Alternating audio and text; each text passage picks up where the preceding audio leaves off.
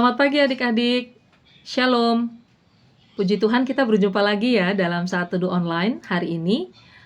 Hari Kamis 2 Mei 2024. Sebelum kita merenungkan firman Tuhan, mari kita berdoa mohon bimbingan Roh Kudus. Bapa di surga, terpujilah Engkau. Kami mengucap syukur bersama adik-adik terkasih, Pelkat PA GPIB Jemaat Horeb. Kami mau mengambil bagian dalam saat teduh pagi ini. Tuhan menolong adik-adik dan keluarga, menolong Kak Sondang, agar kami menerima berkat firman-Mu dalam kebenaran-Mu. Terima kasih Tuhan Yesus. Amin. Adik-adik yang terkasih, bacaan kita di pagi hari ini, kita baca dari Injil Lukas. Injil Lukas pasal yang ke-10. Ayat 32. Tapi Kak Sondang akan membaca mulai dari ayat 29 sampai 35. Namun untuk membenarkan dirinya, orang itu berkata kepada Yesus, "Lalu siapakah sesamaku manusia?"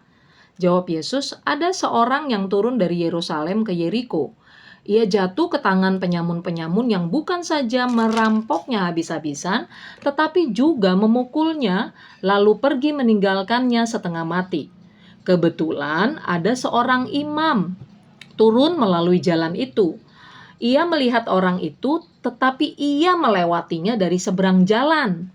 Demikian juga seorang Lewi datang ke tempat itu. Ketika ia melihat orang itu, ia melewatinya dari seberang jalan. Lalu seorang Samaria yang sedang dalam perjalanan datang ke tempat itu.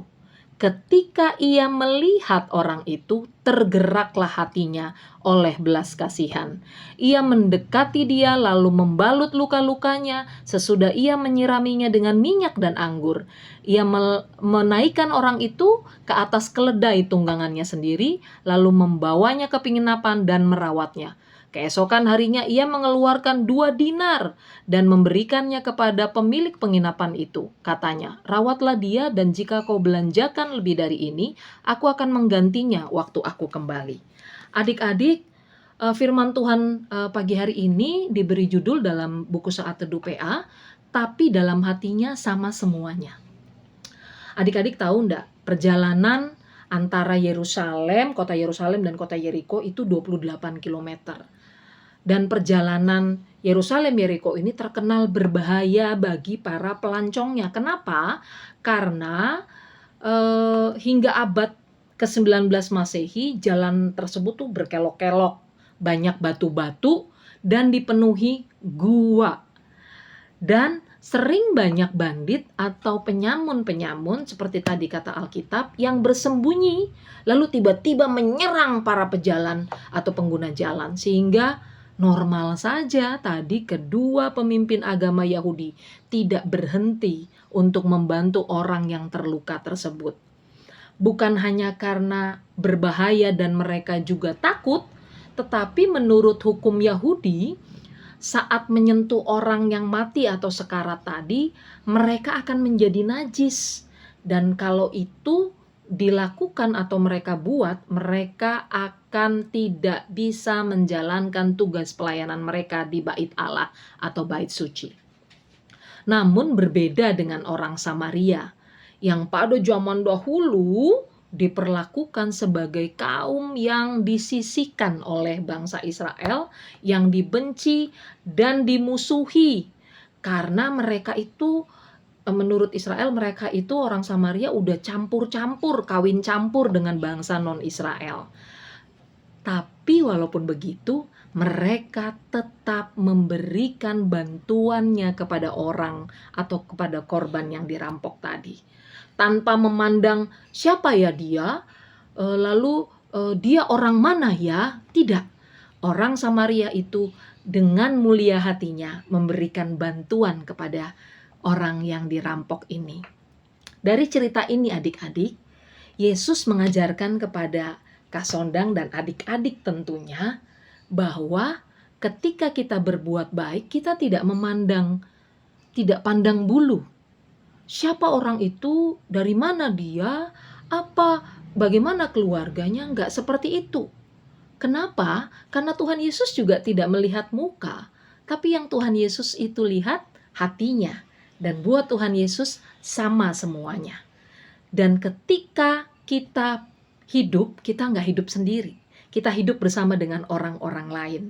Ada itu keluarga, ada itu teman, ada itu guru, atau bahkan kita berjumpa dengan orang-orang lain yang tidak kita kenal.